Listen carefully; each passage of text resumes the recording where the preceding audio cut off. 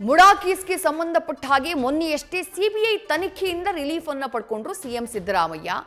ಇದೇ ಕೇಸ್ನಲ್ಲಿ ಸಿಎಂ ಪತ್ನಿ ಪಾರ್ವತಿಯವರಿಗೂ ರಿಲೀಫ್ ಸಿಗುತ್ತಾ? ಇಡಿ ತನಿಖೆಯನ್ನ ರದ್ದು ಮಾಡಬೇಕು ಅಂತ ಕೋರಿ ಅರ್ಜಿಯನ್ನ ಸಲ್ಲಿಕೆ ಮಾಡಿದ್ರು ಪಾರ್ವತಿಯವರು. ಹೈಕೋರ್ಟ್ ಮೆಟ್ಟಿಲೇರಿದ್ದಾರೆ ಸಿದ್ದರಾಮಯ್ಯ ಅವರ ಪತ್ನಿ ಪಾರ್ವತಿ ಹಾಗೆ ಸಚಿವ ಬೈರತಿ ಸುರೇಶ್. ಇವತ್ತು ಮಧ್ಯಾಹ್ನ 2:30ಕ್ಕೆ ಹೈಕೋರ್ಟ್ನಲ್ಲಿ ಅರ್ಜಿಯ ವಿಚಾರಣೆ ನಡೆಯುತ್ತೆ. ಜಸ್ಟಿಸ್ ಎಂ ನಾಗಪ್ರಸನ್ನ ಅವರ ಪೀಠದಲ್ಲಿ ಅರ್ಜಿಯ ವಿಚಾರಣೆಯಾಗಿದೆ. ಈಗಾಗಲೇ ಮಧ್ಯಂತರ ತಡೆಯನ್ನ ನೀಡಿದೆ ಹೈಕೋರ್ಟ್.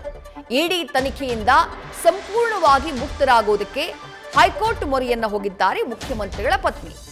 ಡೀಟೇಲ್ಸ್ ನಮ್ಮ ಪ್ರತಿನಿಧಿ ಪ್ರಜ್ವಲ್ ನೀಡ್ತಾ ಹೋಗ್ತಾರೆ. ಪ್ರಜ್ವಲ್, ಸಿಎಂ ಸಿದ್ದರಾಮಯ್ಯ ಸಿಬಿಐ ತನಿಖೆಯಿಂದ ತಾತ್ಕಾಲಿಕವಾದಂತಹ ಸಿಬಿಐ ತನಿಖೆಯಿಂದ ರಿಲೀಫ್ ಅನ್ನ ಪಡ್ಕೊಂಡ್ರು.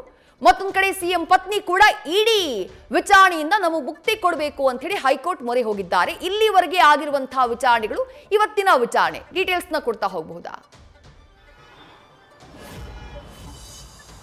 ವಿದ್ಯಶ್ರೀ, ಮುಡಾ ಅಕ್ರಮ ಹಗರಣಕ್ಕೆ ಸಂಬಂಧಪಟ್ಟಂತೆ ಈಗಾಗಲೇ ಇಡಿ ಕೂಡ ಒಂದು ನೋಟಿಸ್ ಅನ್ನ ಕೊಟ್ಟಿದೆ. ವಿಚಾರಣೆಗೆ ಹಾಜರಾಗಿ ಅನ್ನುವಂತ ಒಂದು ನೋಟಿಸ್ ಅನ್ನ ಸಿಎಂ ಪತ್ನಿ ಹಾಗೆ ಸಚಿವ ಬೈರತಿ ಸುರೇಶ್ ಅವರಿಗೆ ಕೊಟ್ಟಿರುವಂತದ್ದು. ಆ ಒಂದು ನೋಟಿಸ್ ಆಗಿರ್ಬೋದು, ಹಾಗೆ ಈ ಒಂದು ಪ್ರಕರಣವನ್ನ ರದ್ದು ಮಾಡುವಂತೆ ಕೋರಿ ಈಗಾಗಲೇ ಸಿಎಂ ಪತ್ನಿ ಹಾಗೆ ಸಚಿವ ಬೈರತಿ ಸುರೇಶ್ ಅವರು ಒಂದು ಅರ್ಜಿಯನ್ನ ಕೂಡ ಹಾಕೊಂಡಿದ್ದಾರೆ. ಆ ಒಂದು ಅರ್ಜಿಗೆ ಸಂಬಂಧಪಟ್ಟಂತೆ ಮೊನ್ನೆ ದಿನ ಒಂದು ಆದೇಶವನ್ನ ಕೂಡ ಕೊಟ್ಟಿರುವಂತದ್ದು. ಅಂದ್ರೆ ಇಡಿ ಯಾವುದೇ ರೀತಿಯ ಕ್ರಮವನ್ನ ಕೈಗೊಳ್ಳದೇ ಇರುವಂತೆ, ಸದ್ಯದ ಮಟ್ಟಿಗೆ ಯಾವುದೇ ಕ್ರಮವನ್ನ ಕೈಗೊಳ್ಳದೇ ಇರುವಂತೆ ಒಂದು ಆದೇಶವನ್ನ ಈಗಾಗಲೇ ಹೈಕೋರ್ಟ್ ಕೂಡ ಕೊಟ್ಟಿದೆ. ಇಂದು ಕೂಡ ಆ ಒಂದು ಅರ್ಜಿಯ ವಿಚಾರಣೆ ಏನಿದೆ ಅದು ನಡೀಲಿಕ್ಕಿರುವಂತದ್ದು.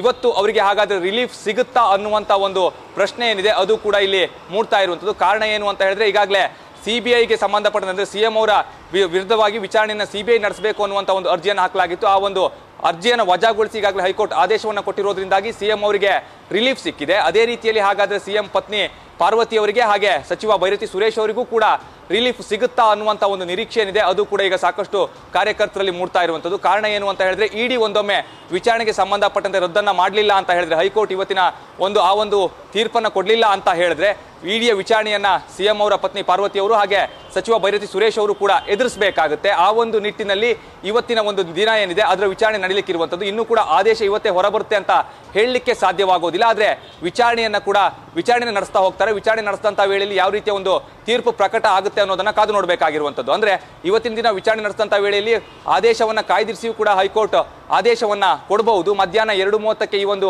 ಅರ್ಜಿಯ ವಿಚಾರಣೆಯನ್ನ ಹೈಕೋರ್ಟ್ ನಡೆಸಲಿಕ್ಕಿದೆ. ಯಾವ ರೀತಿಯ ಒಂದು ಆದೇಶ ಬರುತ್ತೆ ಅನ್ನೋದನ್ನ ಕಾದು ನೋಡಬೇಕಾಗಿರುವಂತದ್ದು. ವಿದ್ಯಶ್ರೀ, ನ್ಯೂಸ್ ಫಸ್ಟ್ ನಿರ್ಭೀತಿಯಿಂದ ನಿಮ್ಮ ಪರವಾಗಿ.